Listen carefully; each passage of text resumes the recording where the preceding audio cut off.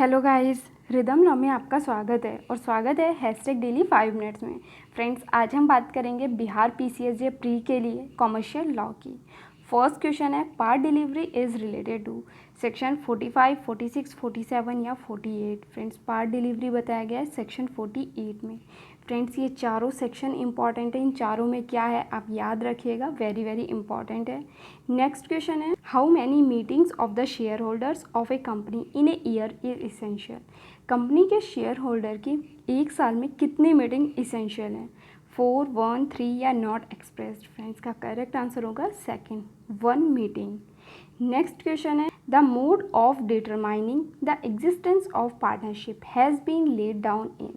Friends, determining the existence of partnership बताया गया है सेक्शन 6 में, तो करेक्ट आंसर होगा सेकेंड।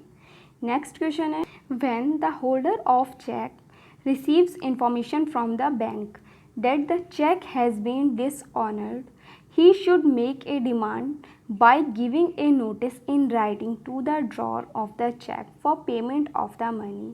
टाइम पीरियड पूछा गया है 15 डेज, 30 डेज, 22 डेज या 45 डेज। फ्रेंड्स, का करेक्ट आंसर होगा second, 30 days.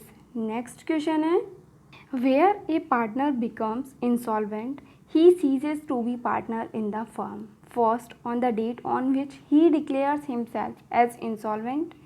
Second, on the date which is agreed by him with other partners for declaring him insolvent.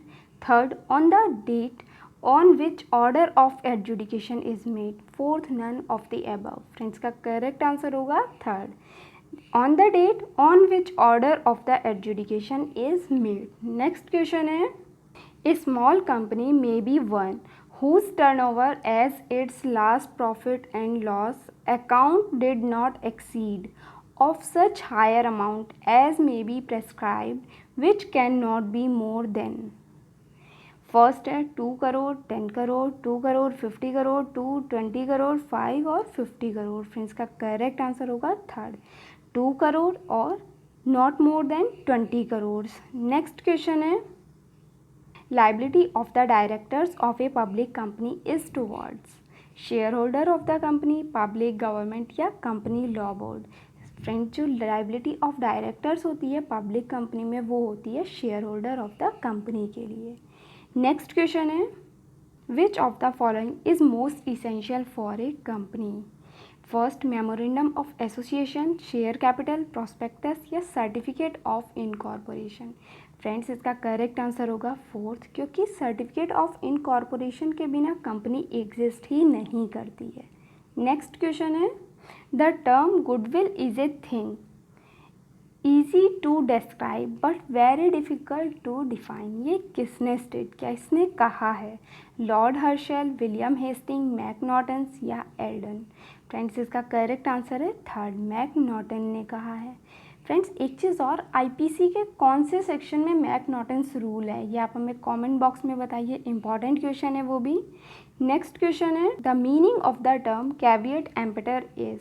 First, good should be free from defect.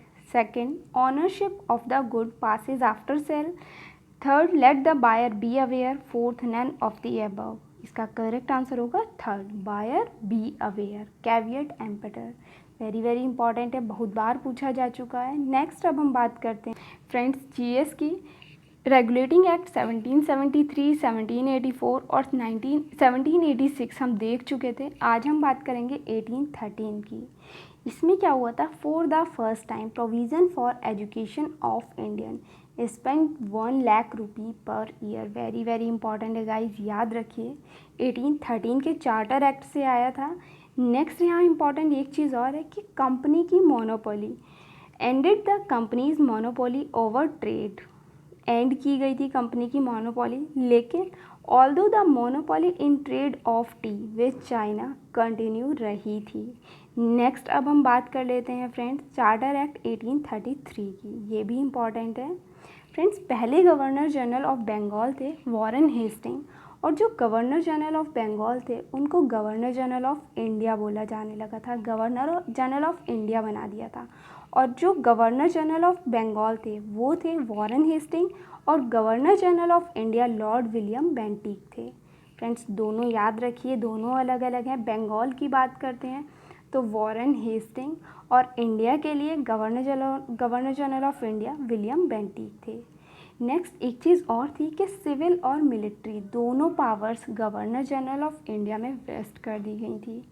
Next और यहाँ important है, जितनी activities थी east India company की जो commercial body की तरह थी, उनको एंड कर दिया गया था और उसे प्योरली एडमिनिस्ट्रेटिव बॉडी बना दिया गया था। इम्पॉर्टेंट है गाइज, याद रखिए कौन से एक्ट से एडमिनिस्ट्रेटिव बॉडी बनाया गया था।